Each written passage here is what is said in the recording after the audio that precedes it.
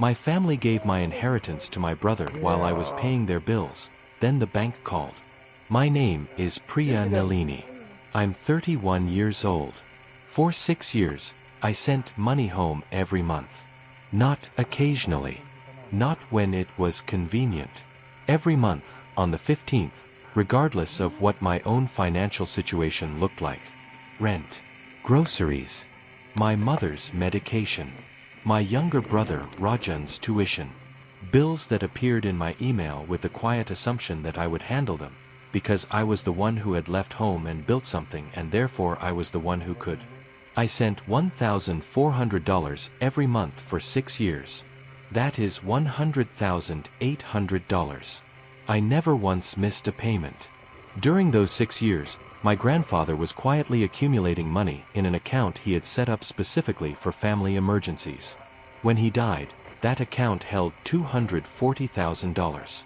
His will divided it equally between his 3 adult grandchildren, me, Rajan, and my cousin Devika, who lived in Canada and who had not been in contact with the family for several years due to her own complicated history with them. $80,000. My share. Money my grandfather had designated for me specifically. When the estate was distributed, my $80,000 went to Rajan. My parents had arranged this. They had decided, without consulting me, without informing me, that Rajan needed the money more than I did. That I was settled. That I had a job and an apartment and a life that demonstrated I did not need what my grandfather had left. They did not tell me. The attorney distributed the funds. The accounts were closed. I found out 14 months later when my grandfather's bank called me about a separate matter, and a figure appeared in the conversation that did not match what I had been told the estate contained. What I did after that call took 8 months, 2 attorneys, a notary, a conversation with my cousin Devika that neither of us had been expecting, and a family meeting that my mother still refers to as the worst evening of her adult life. I am not sorry the meeting happened. Tell me in the comments where you are watching from. And if you have ever been the one who sends money home while someone else receives the inheritance, I want to hear from you. I was born in Chennai and raised in a suburb of Columbus, Ohio, where my family moved when I was 7 years old. My father, Suresh, had come on an H-1B visa to work in software engineering. My mother, Meena, was a lab technician who had retrained after emigrating. They had built a stable, careful life in the way of immigrants who understand that stability is not given but constructed, and who construct it accordingly. My grandfather, my father's father, had remained in Chennai. Krishnamurti Nalini, known to everyone as Dede, was a retired civil engineer who had built his career during the infrastructure expansion of the 1970s and 1980s and who had accumulated, over a long life of modest spending and disciplined saving, a comfortable amount. Not wealth in any dramatic sense. Comfortable. The kind of comfortable that comes from not spending what you earn for 40 years. He visited us in Columbus twice. Both times he sat at our kitchen table and watched me and Rajan do our homework with an expression that I later came to understand as specifically interested in me, rather than in both of us equally. Not because he valued me more than Rajan in some simple way, but because I was the quieter one, the more focused one, and he was a man who trusted focus. He died in 2021, at 87. A peaceful death, which is the phrase people use when it happens the way death should happen. At home, with family, not in a sudden or violent way. He had been declining for 2 years and the family had made arrangements and he went the way he had lived, which is to say with a kind of orderly completion. His will had been prepared years before. My father's attorney, a Columbus firm that handled the estate for the Indian assets, received the documentation and began processing. The will stated, clearly and specifically, that his liquid savings were to be divided equally among his 3 grandchildren. Me, Rajan, and Devika. $80,000 each. Let me tell you about the 6 years of payments, because they are the foundation of everything that follows. I graduated from Ohio State in 2014 with a degree in accounting and immediately went to work at a mid-sized firm in Columbus.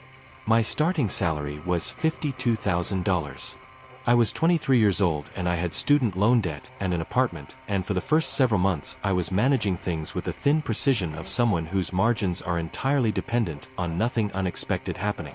Nothing unexpected happened, and I began to get traction. By year 2, I had paid down a significant portion of my loans. By year 3, I had savings. By year 4, I had a financial structure that felt genuinely stable for the first time in my adult life. It was at this point that my parents began to need help. Not dramatically. Not in the way of a sudden crisis. Gradually, in the quiet way that need accumulates when circumstances tighten over time. My father had been laid off during a company restructuring. He found another position, but at lower pay. My mother's lab had reduced her hours. Rajan, my younger brother by 6 years, had started university and his tuition was significant. I started sending $600 a month. This felt manageable. Over the following 18 months, the amount increased. Not through any explicit request, through the gradual mechanism of more bills appearing and my willingness to cover them, and the assumption that my willingness was permanent.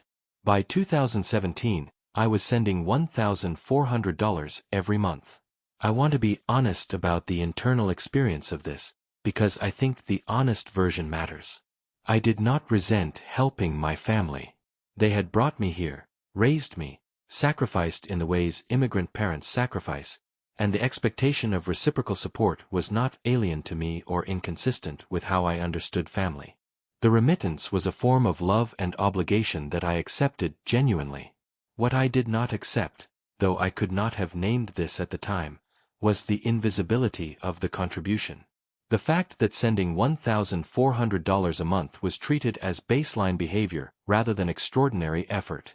That my financial life was calibrated around this outflow in ways that meant I could not save for a house, could not build retirement security at the level I should have been building it, could not absorb a major expense without significant restructuring. I was sending $16,800 a year. For 6 years. While maintaining my own life. While being told, repeatedly and affectionately, that I was doing so well. I was doing so well because I was working extremely hard within a set of constraints that no one around me appeared to see as constraints. In October 2021, 1 month after the other died, my father called me to tell me about the will. He described it the way he described most things, efficiently, factually, without embellishment. 3 grandchildren. Equal shares. 80,000 each. He did not tell me when the distribution would happen. He said the attorney was handling it. He said there would be some time before the funds cleared. I noted the conversation and moved on. I was not primarily thinking about the money. I was thinking about Dada, whom I had loved with a specificity that surprised me when he was gone. The sudden clarity of how much space he had occupied in my understanding of my family's story. I did not ask follow-up questions. I did not call the attorney directly. I trusted that the process was proceeding. This was my error. Not a moral error. I had no reason to doubt my father's account. But a practical error, the kind that becomes visible only in retrospect. The distribution happened in February 2022. I was not told it had happened. In March, April, May, I continued sending the monthly payments. I continued as I always had. I did not notice that no $80,000 had appeared in my account because I had not been given a specific timeline and had not been following up. In June, I reduced my monthly payment to $1,000. I told my parents I needed to rebalance some things financially. They were not happy about this, but they accepted it. In August, I started asking casually about the estate. Whether everything had wrapped up. Whether the accounts had been settled. My father said yes. He said the attorney had handled everything. He said it had all gone to the right places. I noted this and moved on. I had no idea what it meant. The call from the bank came in April of 2023. It was a Friday afternoon. I was at my desk preparing for a client meeting when my phone showed an unfamiliar number with a Chennai area code. I answered because my parents occasionally used bank or utility lines to call me when their own phones were giving them trouble. It was not my parents. It was a representative from my grandfather's bank in Chennai, the institution where one of his primary accounts had been held. They were conducting a routine audit of closed estates and had a question about a transaction from the previous year. Specifically, there had been a secondary account they had flagged, one that had not been fully captured in the original estate documentation. A savings account that had held approximately $47,000 at the time of the estate's formal accounting. The account had since been closed. They wanted to confirm my awareness of it. I told them I was not aware of it. The representative walked me through the account history, professionally and without editorializing. The account had been opened by my grandfather in 2015. It had received deposits periodically over the following years. The deposits appeared to come from a pattern of transfers that the bank representative, without saying so directly, indicated might have been connected to transfers from a foreign account. I thought about the money I had been sending every month since 2016. Some portion of which, I did not know how much, I still do not know precisely how much, had apparently been routed by my grandfather into this secondary account that had not been part of the original estate accounting. The total estate, in other words, had been larger than what was declared. And that larger total had been distributed without my knowledge. I asked the representative specific questions. Not all of them could be answered by a bank representative in a routine audit call. But enough could be answered that I understood, by the end of the conversation, that I needed to consult an attorney. I called a friend who worked in estate law. Her name was Patricia. I had known her since law school orientation, where she had been there for a dual degree program and I had been there for a single accounting lecture that my professor had suggested I attend. We had become friends across the years with the easy maintenance of people who do not see each other often but who fit together well when they do. I told her what the bank representative had said. I told her about the estate, the will, the distribution, the figure my father had quoted. She listened. Then she said, "I want to ask you something directly, and I want you to tell me the honest answer." "Okay," I said. "Do you have any documentation of your share of the estate? Did anyone send you papers, a statement, anything showing that the $80,000 was transferred to you?" I thought about it. "No," I said. "Have you ever confirmed with your own bank that the funds arrived?" "No," I said. A silence. "Priya," she said carefully, "I think you need to pull your bank records for the period following the estate distribution and find out whether the funds actually arrived." I already knew they hadn't. Before I pulled the records. Before I confirmed anything. I knew in the way you know something you have been not knowing for a long time and have suddenly been given permission to know. The funds had not arrived. The $80,000 that my grandfather had designated for me had not been transferred to me. I want to tell you about the period between that phone call and the conversation with my parents, because it was one of the most careful periods of my life. I did not confront them immediately. I am aware that some people, hearing this story, would have wanted me to. Would have picked up the phone that same evening and demanded an explanation. I understand the impulse. I did not do that.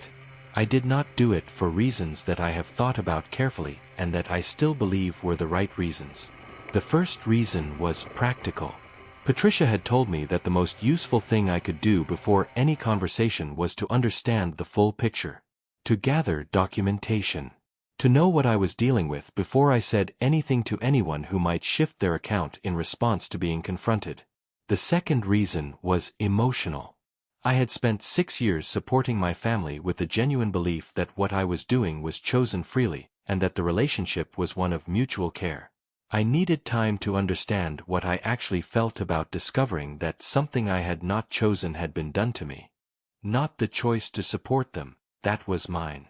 But the choice to redirect what my grandfather had left me. That was not mine. And I needed to understand that difference clearly before I could speak from it. I spent 3 weeks gathering documents. Bank records.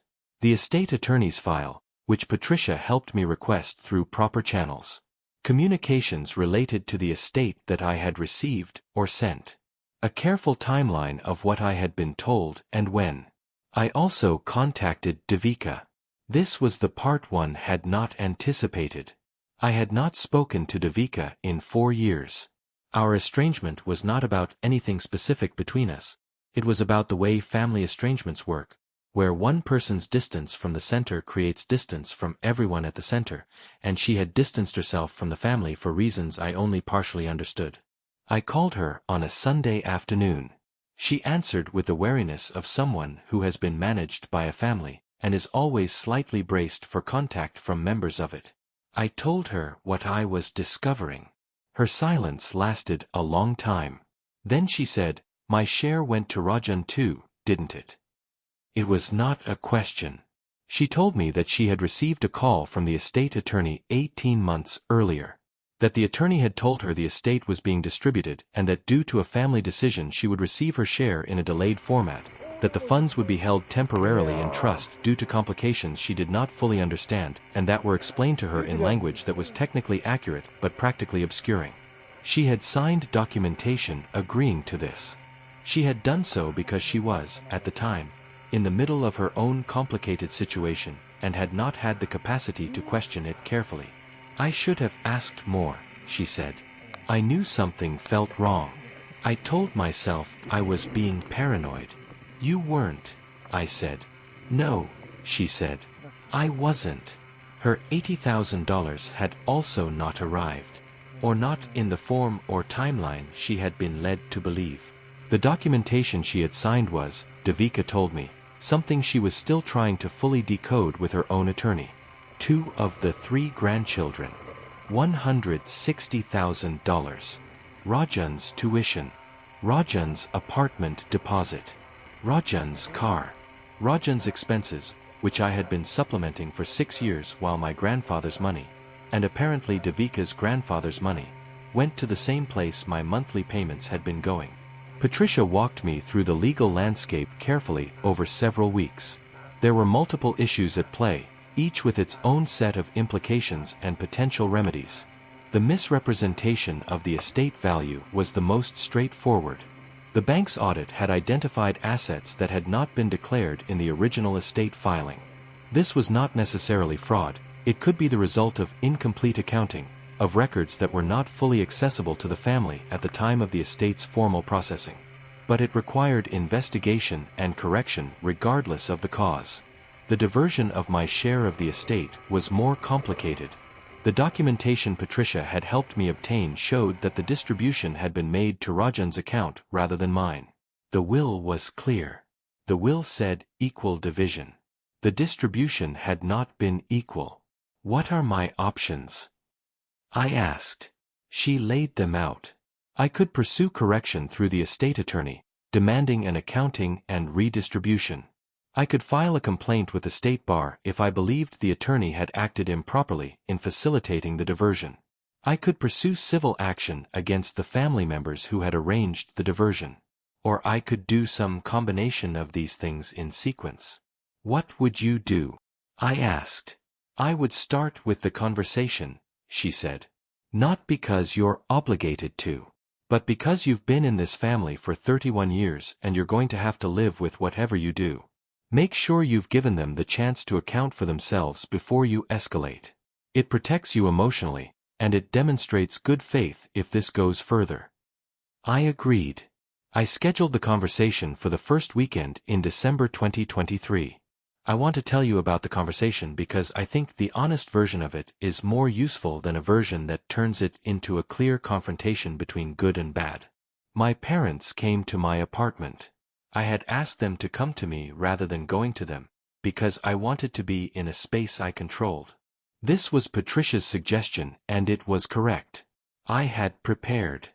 Not a speech, a set of things I needed to say and a set of questions I needed answered. I had the documents on my kitchen table when they arrived. My mother made tea. This is what she does when she is nervous.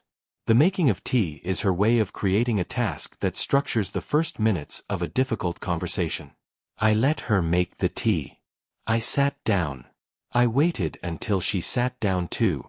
Then I said, "I need to talk to you about Thatha's estate." My father's expression did not change immediately. This told me something.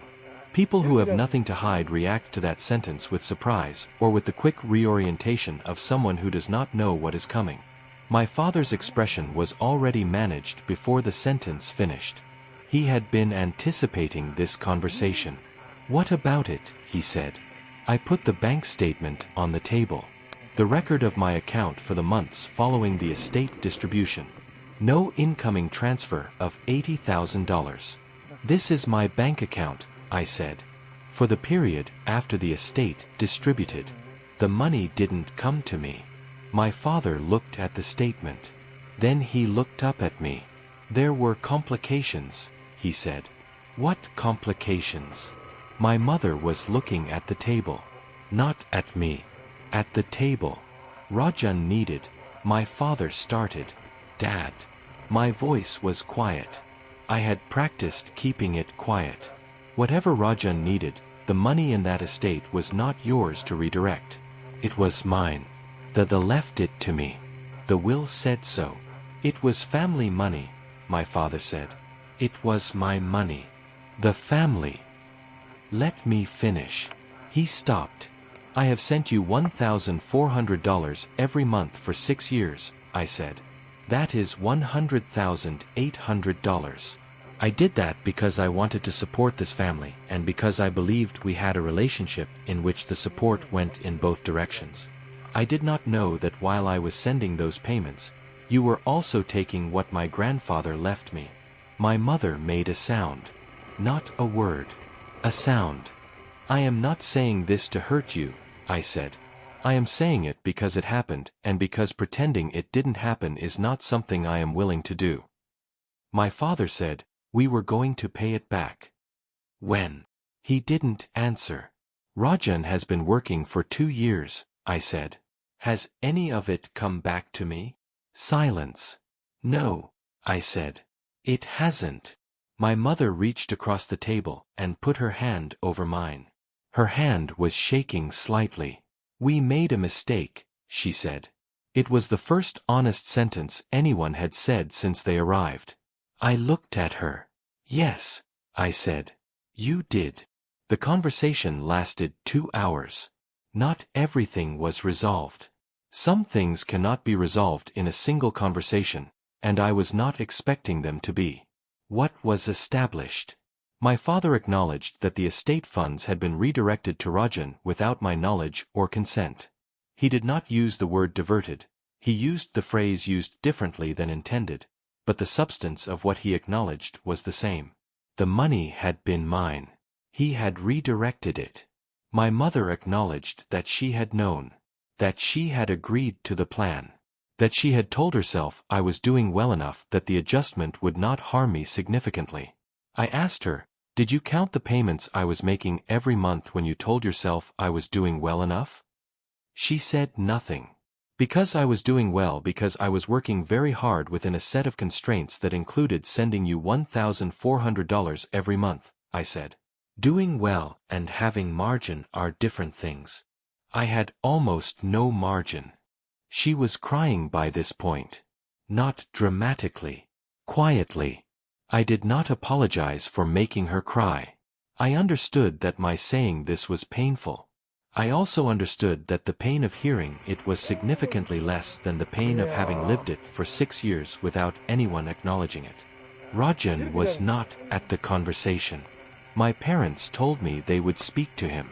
That he had known his university funding had come from family resources and had not asked questions about the specifics, which I believed and which I also found frustrating, because not asking questions when your family hands you money you did not expect is a choice that has costs for other people. I told my parents what I needed in terms of resolution. I needed an accounting, a clear picture of what had been distributed, to whom, from which source, including the secondary account the bank had flagged. I needed a plan for restitution. Not necessarily the full amount at once, I was realistic about what was possible, but a documented commitment to a specific repayment structure.